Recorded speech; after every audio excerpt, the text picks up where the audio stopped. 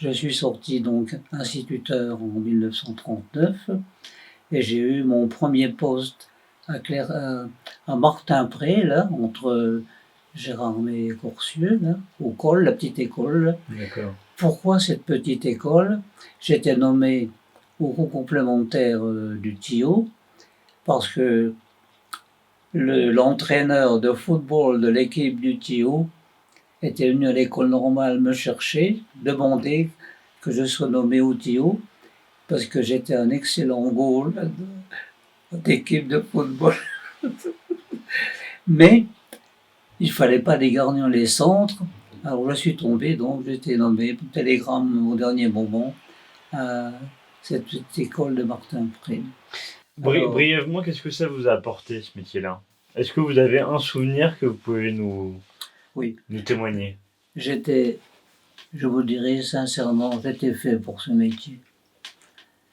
À l'école normale, j'adorais donc les classes de, disons, de démonstration où on faisait notre apprentissage pédagogique, théorique, etc.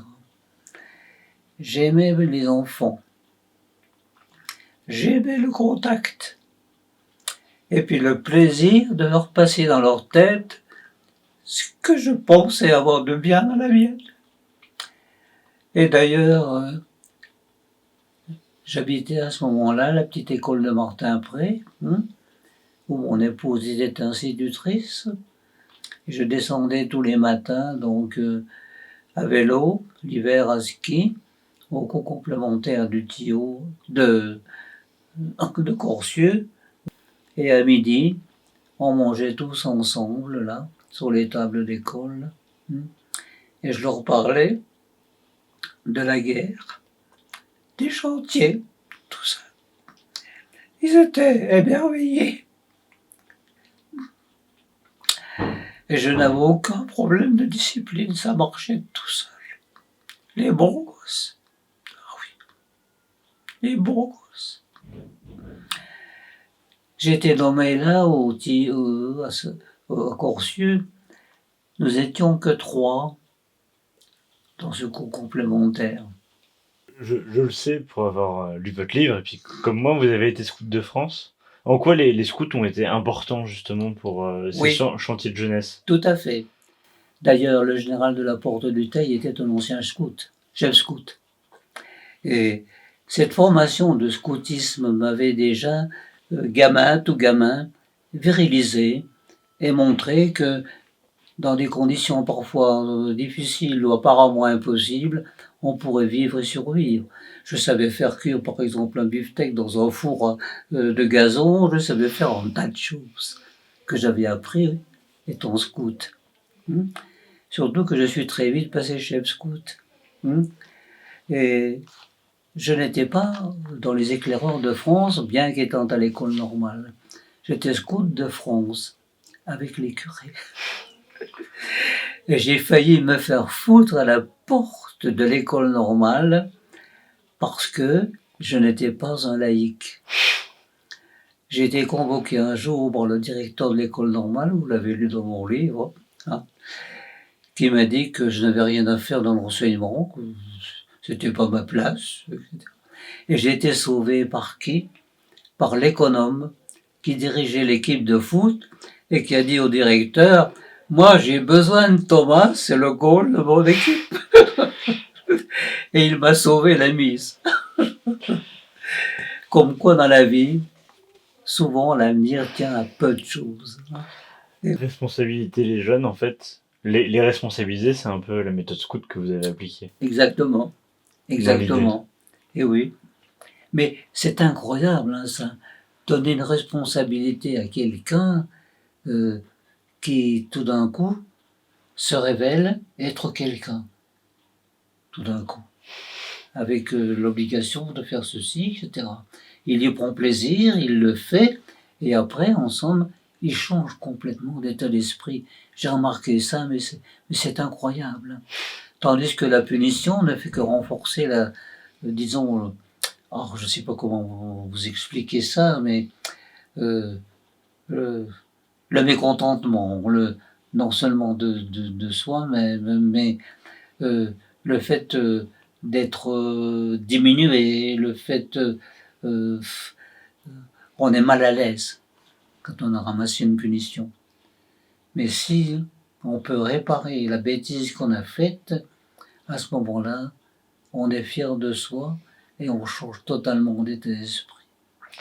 Et c'est dommage, et c'est ce que l'on devrait faire quand je pense qu'à l'heure actuelle encore dans bien des établissements, il y a le fameux passage au conseil de discipline. Une aberration. Il n'y a jamais eu ça chez moi, le conseil de discipline. Un gars qui embêtait un professeur et qui lui posait des problèmes, etc. Le professeur me l'amenait, je lui disais au professeur, écoutez, laissez-le moi. Et j'arrangeais toujours les choses. Le directeur s'occupait du français, l'histoire, géographie et tout ça. Son adjointe s'occupait des mathématiques et des sciences. Et moi, on m'a fourré tout le reste, tout ce qui reste. Si bien que j'ai fait du français, de l'histoire, de la géographie aussi. Il ne peut pas tout faire, le directeur. J'ai fait toute la partie travaux manuels, etc., musique, chant choral, enfin tout ça. J'ai fait la partie scientifique, l'histoire naturelle, physique, chimie, à l'époque, tout ça. Heureusement, j'étais polyvalent. J'étais sorti de l'école normale polyvalent, je pouvais tout faire.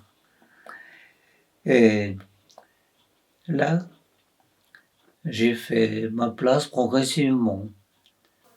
Et j'ai finalement, après, été nommé directeur ici de l'établissement.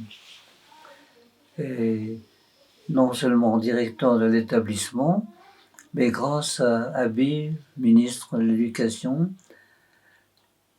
j'ai réussi à monter là un cours complémentaire, enfin, disons, appelons ça collège, hein, c'est plus simple, d'expérimentation pédagogique, etc., avec la possibilité de choisir mon personnel, avec l'appui du rectorat, et à ce moment-là, j'ai fait ma place.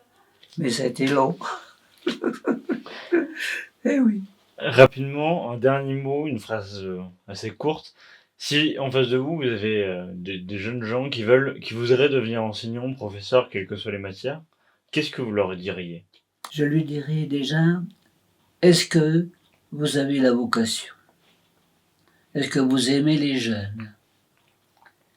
Parce que j'ai connu des profs.